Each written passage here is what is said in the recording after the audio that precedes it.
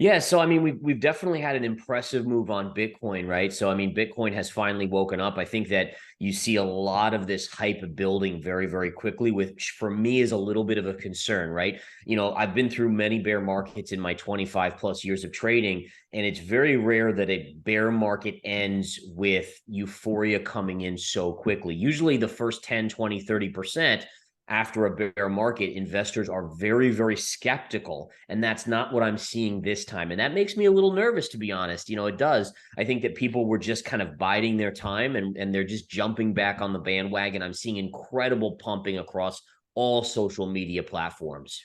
Well, Yeah, I mean that's kind of where I'm at too, is that there hasn't been any change. You could argue that the Fed is coming to the end of their hiking cycle, but that doesn't mean interest rates are going to go back down, right? I mean, we figure the Fed funds policy, level is going to remain at 5-ish% for most of 2023. So you don't have that dropping of rates that can stimulate kind of the Bitcoin surge again, like past bear markets ending, nor do you have quantitative easing going on, both of which are unlikely to come in this year. So for me, this is very classic of a bear market rally. And that's why I'm a little skeptical. I had some longs going into this. I was talking about a potential breakout. We've gotten that, but I always said it would be a breakout that would get bulls to kind of jump back on the ship, but it probably is a shorter lived bull market run, intra bear market, right? So let me show my charts here because I think there's some cool things to look at. So number one, if we see this chart here, right, this is the bull run that we've just experienced. Incredible, right? I mean, we haven't experienced this in quite some time, but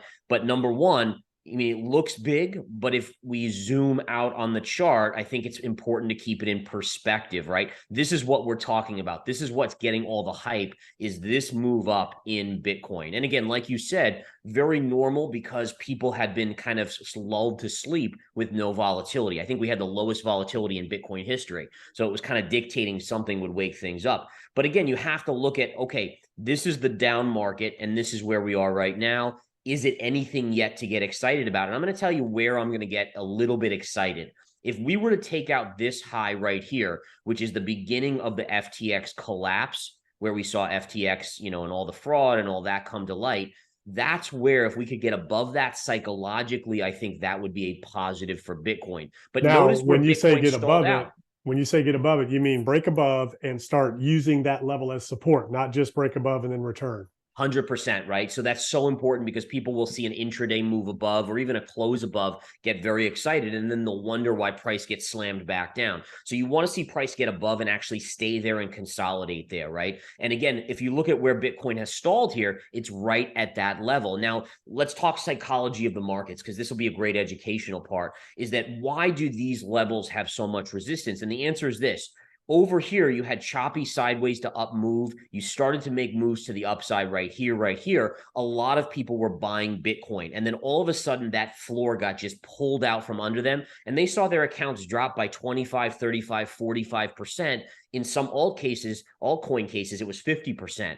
And so what happens is when price goes back there, those people that saw their 10,000 account at 5,000, they're made whole again. And there's this psychological thing about saying, okay, I'm back to break even. Let me get out. Let me just walk away at this point. And that's why you have the technical resistance right at that level. So to me, this is the level I'm watching right around 21,500. Let's see in the next few days what happens. I actually put out a short signal on Ethereum yesterday when we were above 1550. I think we're in a position to see a pullback here.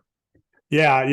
I mean, it was just incredible the last couple days, but especially yesterday, how you could see the shorts just where price went up $100 on Bitcoin in a matter of seconds because it was that short covering, just squeezing going on.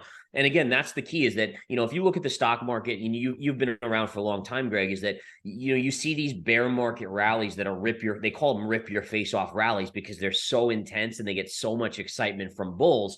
But again, if you look at the stock market, we've had moves like that. And in fact, I showed some charts earlier today. I posted one on Twitter, but basically what it was showing is that since Tesla has topped out, it had moves of 35%, 64%, 50%. And then even down here, you're at 18%, where it's, here we are with Bitcoin up, what, 25, 30% off of the lows. I mean, that kind of falls right in the midst of these moves that we've seen in Tesla. And I do liken Tesla and the type of people that are investing in Tesla as the same that kind of get involved in Bitcoin and kind of have that mentality. So I think it's important. You could look at any stock. I mean, you could look at Apple, Amazon.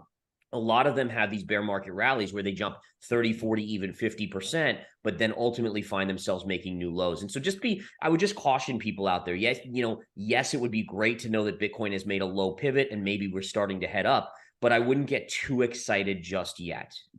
Sure. I mean, and again, we could flip over to AMC here. I mean, you could see the same sort of pop in AMC. I mean, not as dramatic as Bed Bath Beyond, GameStop, all these stocks. I mean, look at GameStop from this low of $15. It got as high as 20 and one or change. That's a 33%, 40% move right there. So yeah, I mean, you're seeing it across the board. I think partially this is a result of what I call the January effect, right? Where in December, you have lots of pressure from people saying, all right, I made money in crypto early in the year. I booked profits on Doge or this or that. Now I have losses on the rest of my portfolio. Let me sell to kind of not pay taxes or limit my tax liability. And then that's all done coming into January. So you have those sellers kind of going away. And then you also have the fear about FTX and kind of the shorts that we're building there as well, saying, oh, this is going to crush. I mean, I can't tell you how many times I went on interviews in the last 3 weeks and just said, Solana, yeah, I mean, it's absolutely potentially could go to zero, but there's a trade here. And the trade is very simple. It's that,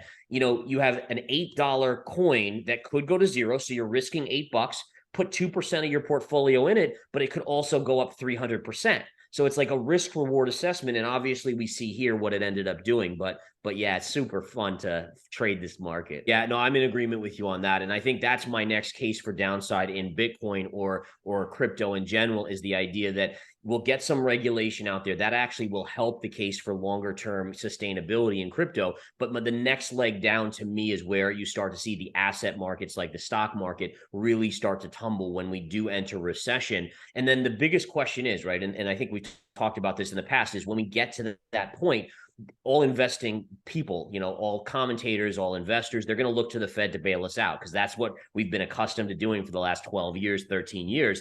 And the Fed's going to say, honestly, can't do that. We can't start printing again. So now you're in a sustained economic recession where asset prices, because the companies will earn less, are going to have to go lower. And that question is how much of that sell pressure in the stock market trickles in to the crypto markets.